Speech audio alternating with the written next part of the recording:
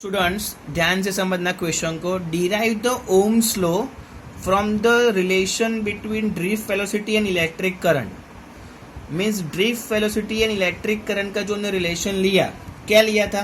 So electric current is equivalent to the n e A into drift velocity. ये हमने जो relation लिया, right, ये रिलेशन से हमको ओम्स लॉ डिराइव करना है। What is the Ohm's law? तो V is equal to I R, right?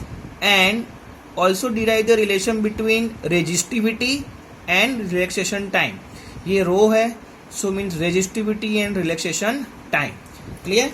So first the electric current is equal to NEAVD. ये हमने last theory में अभी देखा. Now what is the drift velocity?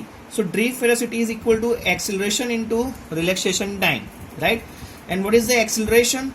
So acceleration is equal to, students हम लोग ऐसा लिख सकते हैं E into electric field upon mass into relaxation time. If we consider the magnitude, consider only magnitude, so हम लोग यहाँ पे जो नेगेटिव साइन है उसको इग्नोर करते हैं। Clear? So instead of electric field we have relation electric field is equal to V by L। Means electric field जो हमने अभी लास्ट थ्री में देखा, voltage apply across the L length of the conductor, means electric field is equal to V upon L. So यहाँ पे इसको बोलते equation number 2, इसको बोले equation number 3। So equation number 3 की वैल्यू 2 में रखो। So drift velocity is equal to, students हम लोग क्या लिख सकते हैं? E into V by M into L into relaxation time. Instead of electric field खाली मैंने यहाँ पे V बाय L लिखा है, right? So now drift velocity का जो ये इक्वेशन आया, इक्वेशन नंबर 4 को हम लोग ए में लिखेंगे, right? So equation number 4 put in equation number A. So electric current is equal to n E into area, right, into drift velocity. Instead of drift velocity हम लोग क्या लिख सकते हैं? E into V by M into L into relaxation time.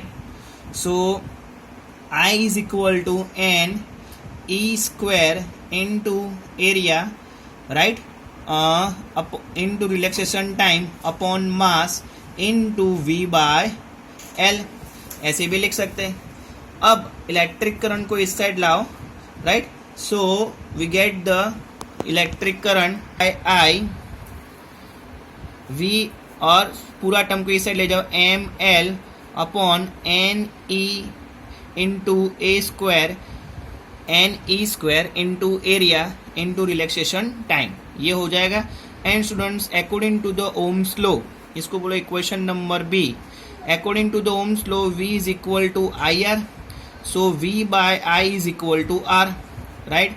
इसको बोलो equation number C, compare the B and C. So V by I is equal to that one and V by I is equal to R. So R is equal to ML upon NE square into area into relaxation time, right? तो ये students हमने Ohm's law से ये equation derive कर लिया। Derive the Ohm's law means the resistance का ही हमने वैल्यू ले लिया। Clear? Now students next theory, derive the relation between resistivity and relaxation time. So resistance का इक्वेशन हमारे पास ये आया and we know the resistance is equivalent to the resistivity into L by A, right? ये हमारे पास equation है। So resistivity is equal to हम लोग क्या लिख सकते हैं? Resistance into area upon length, ऐसा लिख सकते हैं, राइट? एरिया को इस साइड ले जाओ एंड L कहाँ जाएगा? डिनोमिनेटर में। So resistivity is equal to, resistance की जगह पे हम लोग स्टूडेंट्स क्या लिख सकते हैं? M into L upon N E square area into relaxation time into A by L. So area will be cut, length will be cut, so resistivity of the free electrons is equal to M upon N E square into relaxation time. So that is the relation of resistivity and relaxation time. Clear? ये students आपको ध्यान रखना है, ये equation and ये equation numericals में बहुत आता है।